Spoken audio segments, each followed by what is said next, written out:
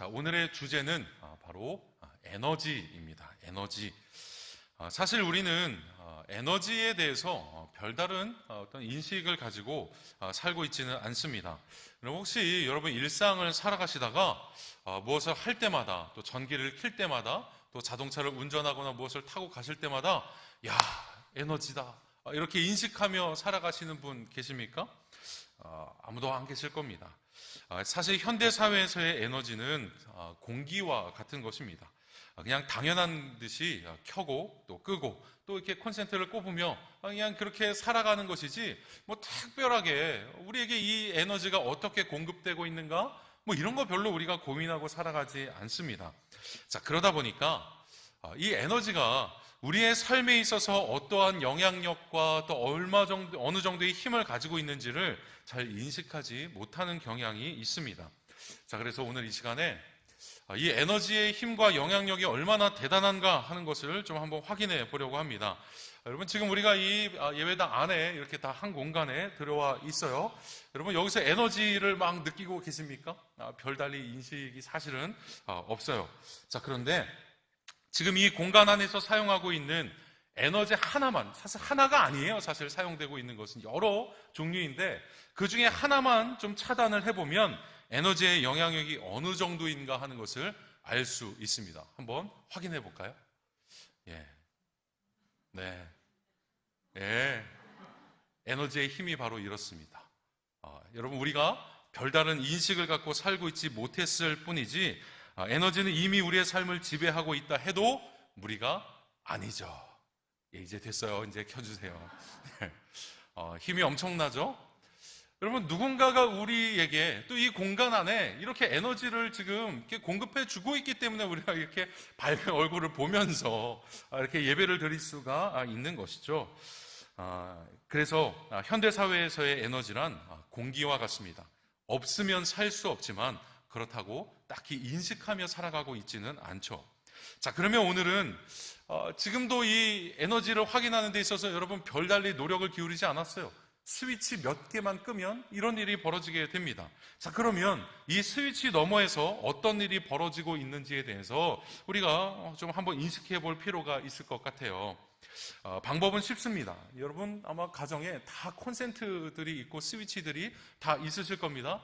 자, 그러면 그 콘센트 중에 하나를 이렇게 줄을 한번 따라간다라고 생각을 해보시죠. 자, 이렇게 줄을 따라 가다 보면 뭐가 나올까요?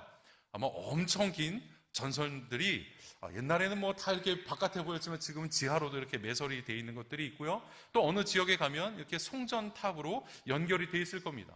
자, 그럼 저기를 지나서 더 이거를 따라가다 보면 무엇이 나올까요? 바로 발전소가 나오게 됩니다.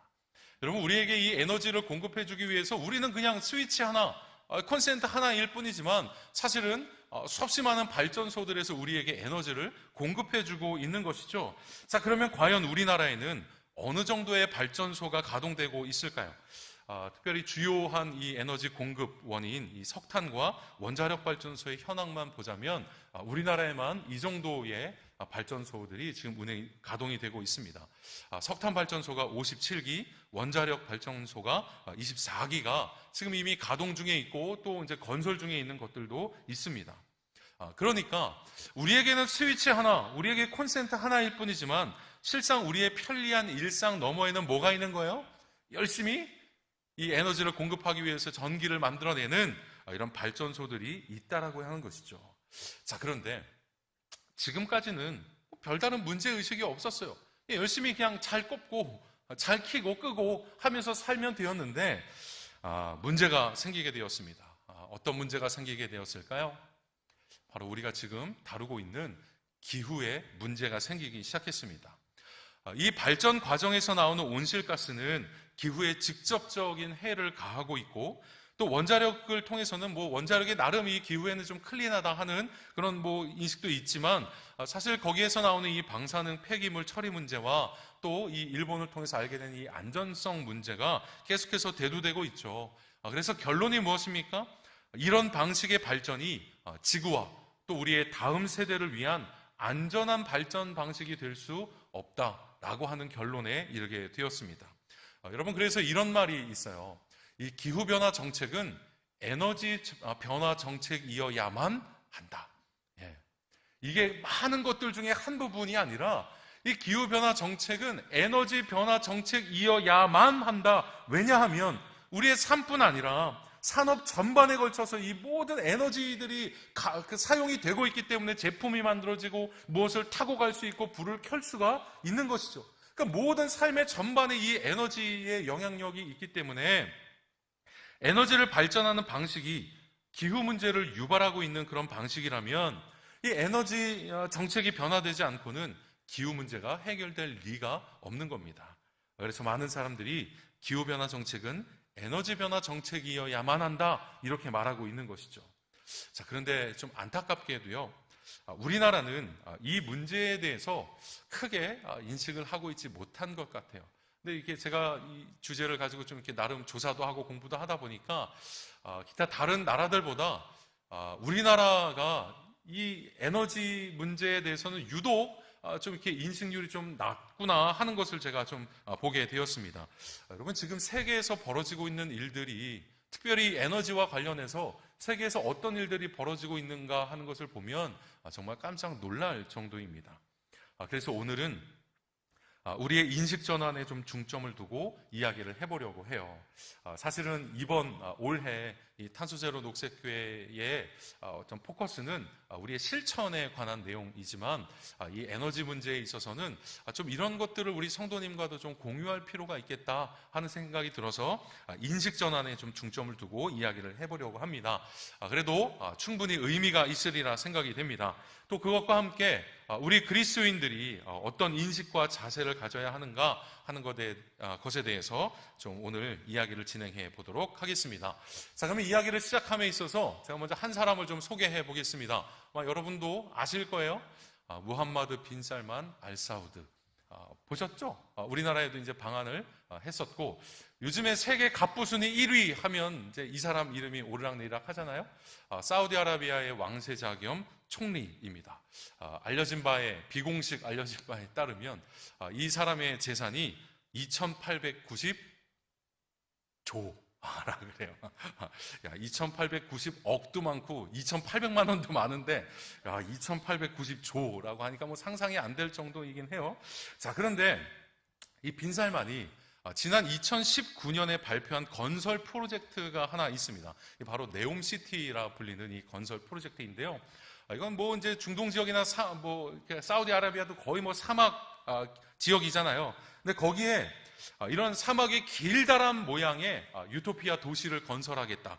이런 프로젝트를 이렇게 발표를 했습니다.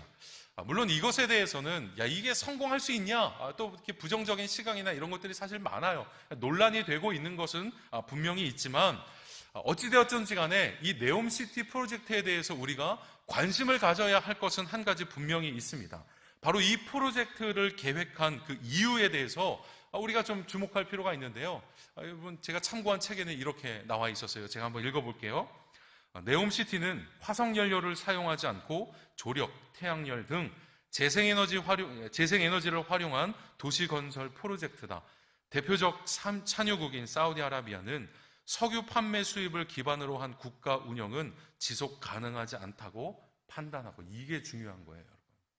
여태까지 사우디아라비아가 어떻게 먹고 살았습니까? 석유로 먹고 살았잖아요. 화석연료로 먹고 살았잖아요. 근데 그들의 인식이 변하고 있는 거예요. 석유 판매 수입을 기반으로 한 국가 운영은 이제 미래에는 지속 가능하지 않다고 판단하고, 지금 벌어들이고 있는 이 석유를 팔아서 벌어들인 이 수익금을 어디에다 재투자하고 있느냐? 재생에너지 산업에 재투자하고 있는 상황이라는 것입니다. 여러분, 이 네옴시티가 저도 언뜻 들으면 이렇게 좀 진짜 허무맹랑하다는 생각이 없지 않아 들기도 하지만, 이 빈살만이 돈이 많아서 그냥 심심해서 하는 일이 아니라는 거예요. 석유로 먹고 살아온 사우디아라비아조차 이 에너지 변화 정책의 변화를 지금 모색하고 있다는 것입니다. 여러분, 세계에서 또 어떤 변화가 일어나고 있는지 아십니까? 미국의 대표적인 석유 기업인 이 엑슨모빌이 있어요. 이게 뭐 한동안은 거의 세계에서 1등 가는 기업으로 계속 평가를 받았는데, 이 엑슨모빌에게 어떤 일이 일어났느냐? 92년 만에 다우존스 지수에서 퇴출당하게 되었습니다. 이 석유 회사거든요. 세계적인 석유 회사인데, 이 다우존스 지수 안에 들어간 이 30개의 기업이 있어요. 그러니까 이 30개 이제 뭐 세계적인 뭐 아주 유수한 기업들이죠. 그러니까 이 기업들을 대상으로 이게 지수를 내는 이 다우 지수가 있는데 여기에서 퇴출당했어요. 물론 지금은 이 러시아 우크라이나 전쟁 때문에 이 엑슨모빌이 아주 전례 없는 호황을 누리고는 있지만 장기적으로 보면 뭐라고 평가를 받고 있냐면 화석연료 기업의 종말을 알리는 서곡이다, 이렇게 평가를 받고 있습니다. 여러분, 현재 세계는 석유시대 종말을 구하면서 새로운 에너지 산업으로의 전환을 이미 실행해 가고 있습니다. 여러분, 여기서 중요한 건 이미라고 하는 거예요. 이미 실행해 가고 있어요. 자, 이것에 있어서의 핵심이 뭐냐? 바로 에너지 전환이 핵심입니다. 자, 에너지 전환이 무엇이냐? 의미는 이래요. 석탄이나 석유, 천연가스 등 화석 에너지는 이제 줄이고 태양광이나 풍력, 바이오 등 재생에너지 중심으로 전환하는 것이 바로 에너지 전환에 있어서의 핵심이라고 하는 겁니다. 여러분, 바로 이 에너지 전환이 지금 세계에서 벌어지고 있는 일이라는 거예요. 자, 그런데 앞서 말했듯이 참 안타까운 것은 우리나라에서는 이 에너지 전환 문제가 이 사우디아라비아에서는 우리가 이제 이것 갖고는 지속하지 않으니 미래에 어떻게 할 것이냐라고 하는 것을 두고 이런저런 계획들을 발표하고 있는 상황인데, 안타깝게도 우리나라는 이 에너지 전환 문제가 정쟁이 돼버리고 말았어요. 여냐 야냐 뭐 이런 문제가 돼버렸다는 거예요. 항상 참 저는 우리가 너무 안타까우니까 국가적인 재난이 일어나도 이게 정쟁이 되고 하여튼 뭐 그런 재주가 있는 나라 같아요. 근데 이 에너지 문제에 있어서도 이 문제가 정쟁거리가 되어서 사실은 이것이 뉴스에 잘 보도가 되지 않고 세계에서 어떤 흐름의 변화가 있느냐, 이것이 우리에게 잘 알려지지 않다 보니까 이 재생에너지에 대한, 에너지 전환에 대한 인식이 굉장히 낮구나라고 하는 것이에요. 자, 그래서 이 이슈를 들어는 봤어도 뭐 하거나 말거나의 선택의 문제 정도가 우리에게 되고 있는 것 같습니다. 자, 그런데 제가 이 주제에 대해서 공부를 하면서는 정말로 우리의 인식의 전환이 정말로 필요하겠구나라고 하는 생각을 하게 됐습니다. 몇 가지 이유가 있는데요. 첫 번째로는 여러분, 우리가 이 지금 이런 이슈들, 뭐 에너지, 지난주에는 뭐 물, 뭐 이런 이슈들에 대해서 이야기하고 있는 첫 번째 이유가 무엇입니까? 우리는 그냥 단순히 자연보호하자는 것이 아니죠. 우리는 하나님이 지으신 이 창조 세계를 회복하기 위해서 이 일들을 좀 해나가자 말하고 있는 것입니다. 자, 그런데 제가 이것을 공부하면서 인식 전환이 필요하다고 느꼈던 것 중에 하나는 이 하나님의 이 창조 세계의 회복이 이 에너지 문제를 잘 접근해 나가기 시작하면 정말로 이런 일들이, 회복해가는 일들이 가능해지지 않을까라고 하는 가능성을 보게 되었기 때문에 그래요. 그래서 저는 오히려 이 주제를 공부하면서는 좀 희망을 보게 되었습니다. 그럼 만약 하나님의 창조 세계가 보존되고 회복될 수 있는 가능성이 있다면 우리 그리스도인들이 이 문제에 대해서 관심을 가져야 하지 않을까요? 어떻게 되어가고 있는지 인식해야 하지 않겠습니까? 뭐 아직은 이게 확정된 것은 아니라서 좀 조심스럽기는 하지만 여러분, 지금 우리 교회에도요 이와 관련된 일들을 좀 추진해 나가고 있습니다. 우리 교회 역시 재생에너지의 주요 수단이 되고 있는 태양광 발전을 할 수 있을지 아닐지에 대해서 지금 추진해 하고 있는 상황입니다. 물론 지금 이 현실 타당성이 있느냐 하는 것을 이제 검증하는 그런 단계이기는 하지만 이것을 계획하시는 우리 담임 목사님이나 또 장로님들의 생각은 이것으로 우리 교회 전기세 좀 아껴보자, 이렇게 태양광 패널을 설치해서 우리 교회 전기세 좀 아껴보자 라고 하는 것보다는 우리가 이런 일들을 해 나간다면 이 지역사회에 지금 이런 이슈가 굉장히 중요하다라고 하는 것을 알릴 수 있는 아주 좋은 기회가 될 수 있기 때문에 이런 일들을 지금 추진하려고 하는 것이라 저는 그렇게 생각합니다. 그래서 될 수만 있다면 우리 교회가 이 창조세계 회복에 한 걸음 더 나아가는 것과 함께 이 지역사회 안에도 아주 좋은 선례를 남길 뿐만 아니라 도전을 주는 그런 교회가 될 수 있으리라 기대해 봅니다. 여러분, 우리 그리스도인들에게도 이 에너지 전환 문제는 아주 중요한 이슈입니다. 정쟁의 도구로 삼아서는 안 된다는 거예요. 먼저 우리의 인식부터 오늘 조금 바꾸어갈 수 있기를 원합니다. 자, 그러면 과연 이 세계에서는 이 에너지 전환 문제와 관련해서 어떤 일이 벌어지고 있는가 하는 것을 제가 몇 가지만 여러분들께 좀 소개를 해보려고 하는데요. 항상 저는 이 설교 원고를 쓸 때 이 원고에 압박을 받아요.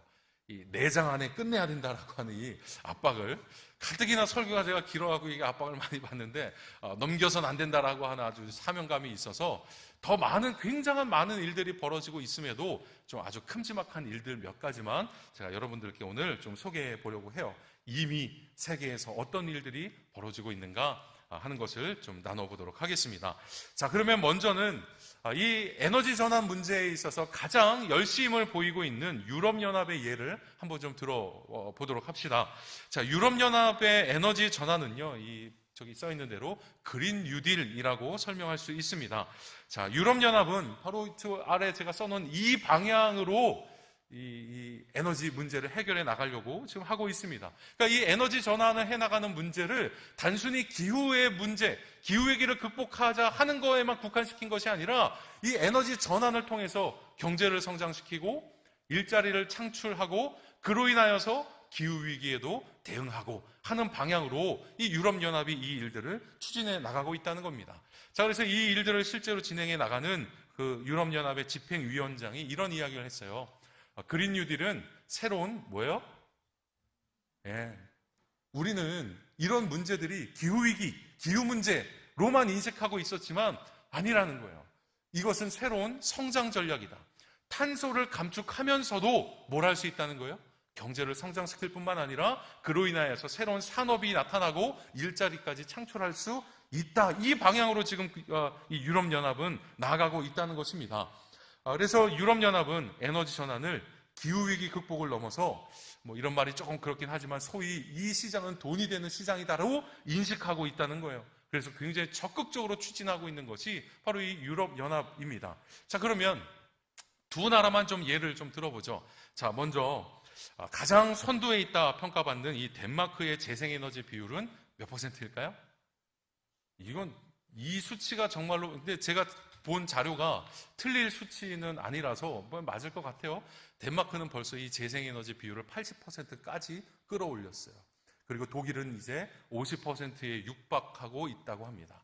근데 이제 좀 문제는 있어요. 왜냐하면 이 기후위기 문제가 우리나라에도 뭐 지금 막 보면 열대 과일이 막 열릴 만큼 이렇게 기후 온도 뭐 이런 게 다 변하잖아요. 근데 이 덴마크에도 바람이 잘 불어줘야 되는데 또 잘 부는 지역이었는데 이 기후변화 때문에 바람이 잘 불지 않아서 이게 약간 좀 뭐 문제가 좀 있다 하는 이야기는 하지만 어쨌든 전체적인 큰 이 흐름은 변하지 않을 겁니다. 어쨌든 이 정도까지 지금 이 재생에너지의 에너지 전환 문제에 관심을 쏟고 있는 나라들이 있다는 거예요.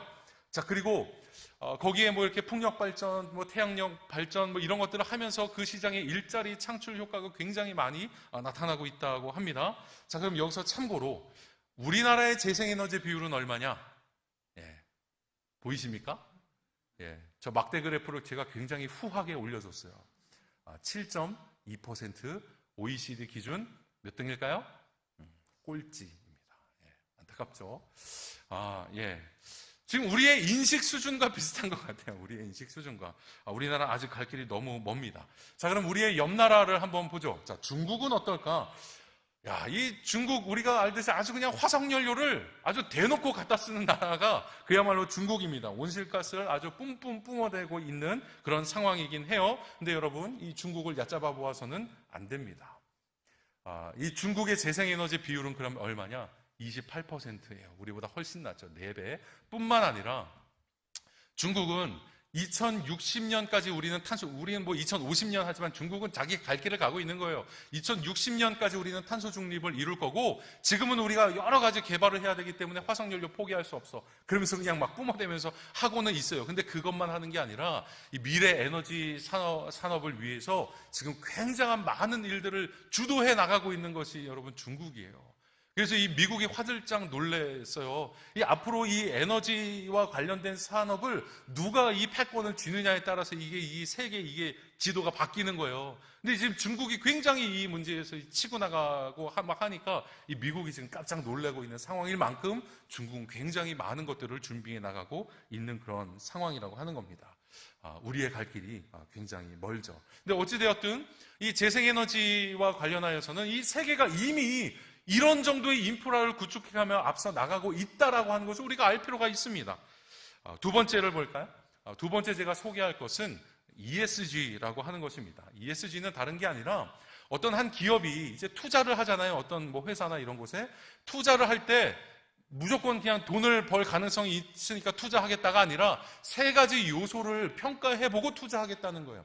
그게 무엇이냐면 이 회사가 친환경적인 사업을 하느냐, 또한 이 회사가 사회적인 책임을 다하고 있느냐, 또한 이 회사가 윤리적으로 운영이 기업 구조가 갖추어져 있느냐 하는 이 세 가지 기준을 보고 투자를 하겠다라고 하는 것이 ESG이거든요.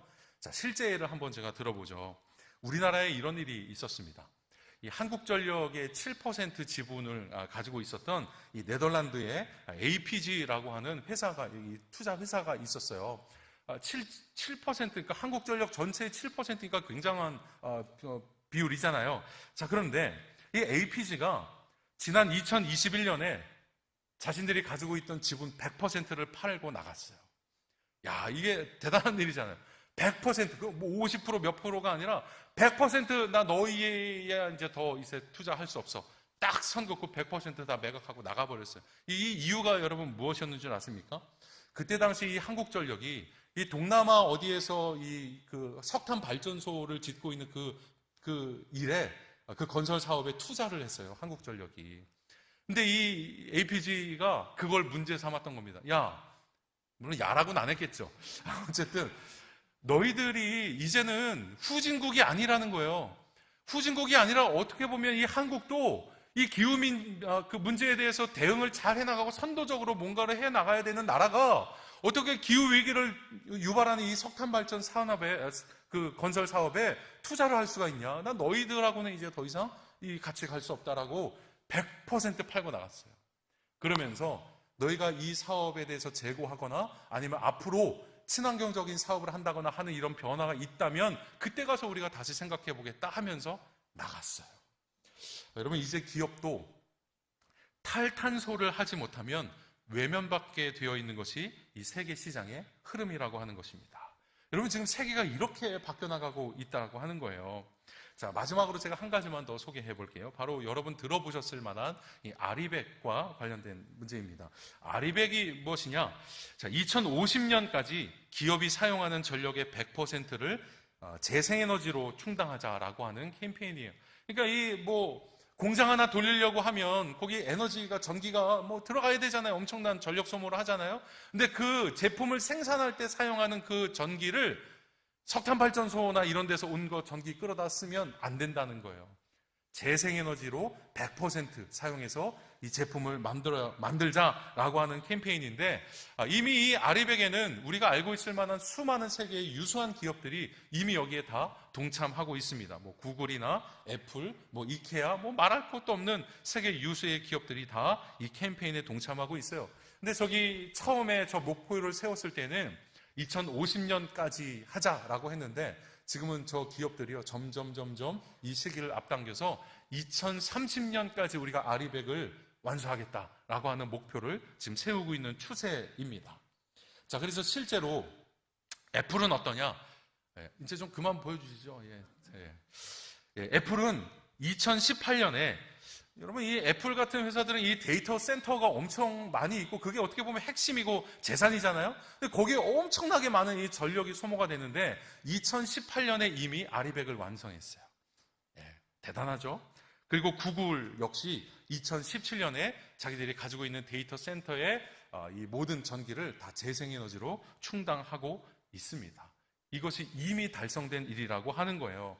자, 그런데 이 아리백의 불똥이 지금 어디로 튀고 있을까요? 7.2%로 튀고 있어요. 우리나라에 튀고 있어요. 자, 이 애플이나 이 구글 같은 회사들이 뭘 지금 요구하고 있는지 아십니까? 여러분, 지금 우리 기업인 대표적인 기업인 삼성이나 LG 같은 이런 회사들도 그들이 만든 부품을 다 애플 같은 데다 다 납품하잖아요. 근데 이전까지는 그냥 이상 없이 다 납품을 했는데 이 애플 같은 곳이 뭘 요구하기 시작했냐면 이제 너희들도 아리백에 동참해라고 요구하고 있는 거예요. 우리 회사에 납품할 때 이 만든 제품이 석탄 발전소나 이런 다른 걸 전기를 쓰면 안 되고 재생에너지로 100% 만든 제품으로 우리에게 납품하라, 이렇게 지금 요구하고 있는 거예요. 근데 우리나라 몇 %예요?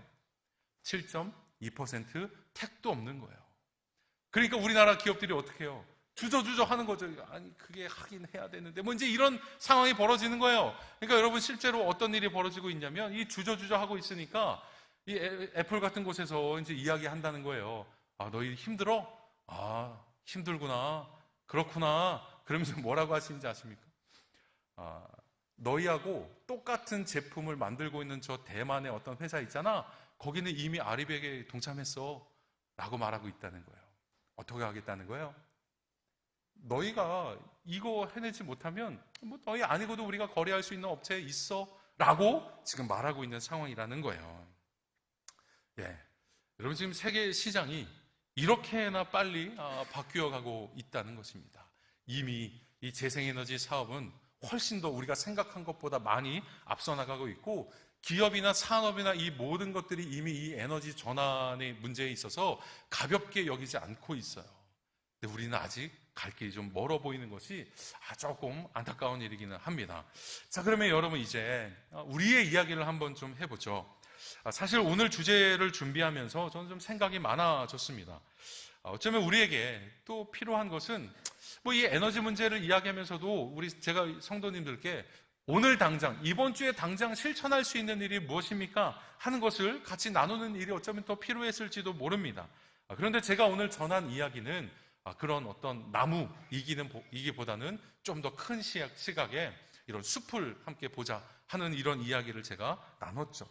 그래서 지금까지 이야기를 들으신 성도님들께서 그래서 나는 이제부터 뭘 하면 되느냐고, 내가 뭘 실천할 수 있느냐고 아마 이렇게 질문하실 분이 혹 계실지도 모르겠습니다. 여러분, 사실 이 에너지 문제와 관련해서는 할 수 있는 이야기들이 굉장히 많습니다. 왜냐하면 에너지가 사용되지 않는 곳이 없으니까요. 이렇게 말할 수 있어요. 전기를 아낍시다. 대중교통을 이용합시다. 냉방, 난방, 온도 낮추고 가능한 한 자전거 이용해서 다닙시다 하는 이야기를 제가 오늘 나눌 수도 있었을 겁니다. 예, 그런 면에서 제가 더 구체적인 실천 사항들을 여러분과 나누지 못한 것이 혹 잘못하면 뜬구름 잡는 이야기가 되거나 할까봐 좀 걱정과 송구스러운 마음이 있기도 해요. 자, 그럼에도 제가 이 큰 흐름의 이야기를 한 것은 뜬구름을 잡거나 뜬구름을 잡거나 제가 이런 일이 벌어지고 있다는 이런 상식을 여러분에게 전해드리려고 하는 것이 아닙니다.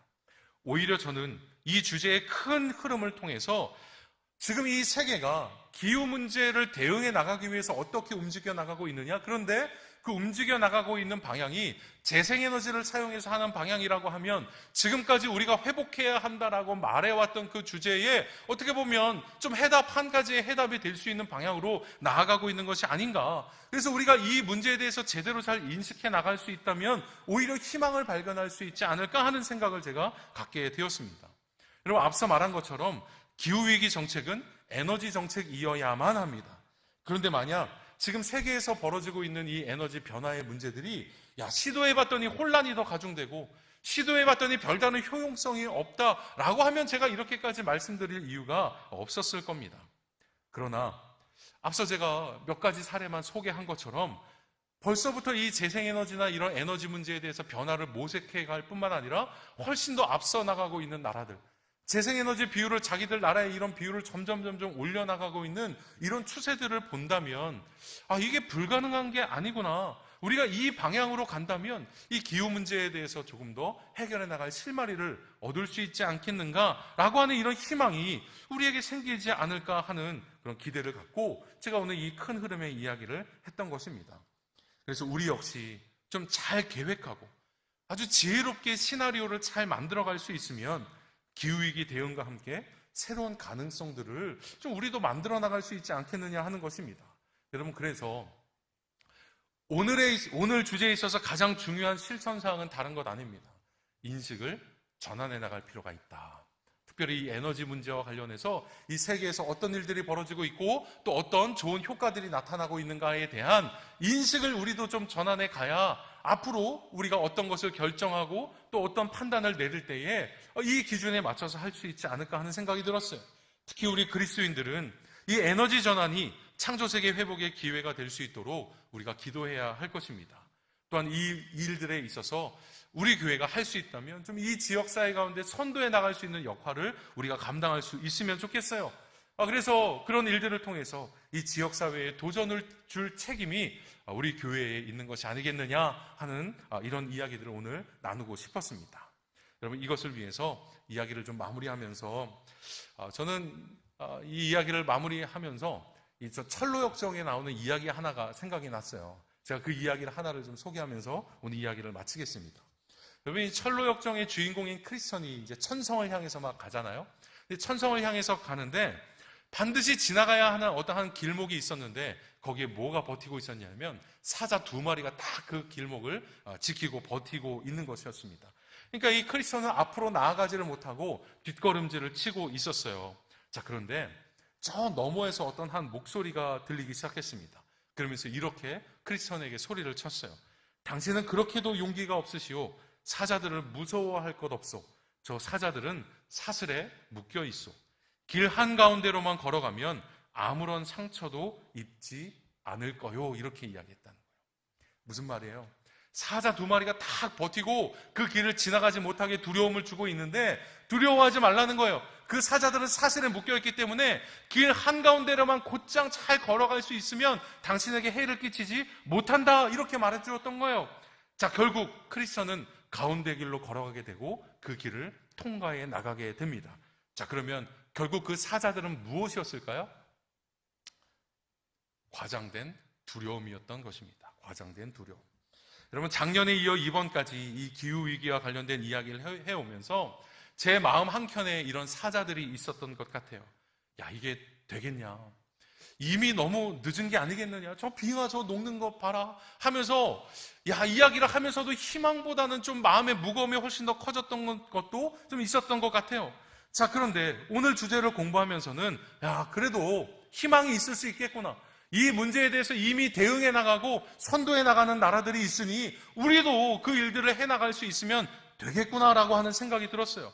또 한 가지 생각은 하나님께서 이 세계를 만드셨다면, 이 세계가 하나님의 창조 세계라고 한다면 하나님의 죄인인 우리들을 놓지 않으신 것과 같이 하나님이 지으신 이 창조 세계도 그냥 이렇게 망가져 가도록 내버려 두지 않으시지 않겠는가라고 하는 희망이 생기더라고요. 여러분, 오늘 본문에서 이렇게 이야기하잖아요. 내가 사망의 음침한 골짜기로 다닐지라도 해를 두려워하지 않을 것은 주께서 나와 함께 하심이라. 주의 지팡이와 막대기가 나를 안위하시나이다. 여러분, 어쩌면 지금 우리는 지금 두 사자가 으르렁거리는 이런 사망의 음침한 골짜기를 걷고 있는 상황일지도 모르겠어요. 그러나 그런 중에도 희망이 있는 것은 주님께서 우리와 함께 하시기 때문입니다.